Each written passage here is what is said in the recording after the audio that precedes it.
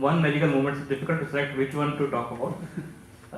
So the one I maybe summary from this thing is, it is very easy to get into anger and develop those negative emotions. It takes a lot of time to bring it back and make it positive. So whatever positive we have, we need to keep with our hearts and close it and do all those positive things that we need to do it. That's what I think the main learning that I have from entire session.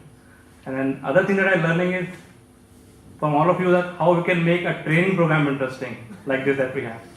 We also conduct a lot of training program, but we still could not be able to make that interesting program where we see people to pull to come to those training programs. I think that's another learning that we need to work on, how we can add those kind of elements that make people interesting while welcoming each day. After every session, you are welcoming, like you are giving more importance to people who are participating. I think that's the amazing part of this training program. Very well programmed and very well planned event, I can say. I've not seen anything in my last 21 years of career.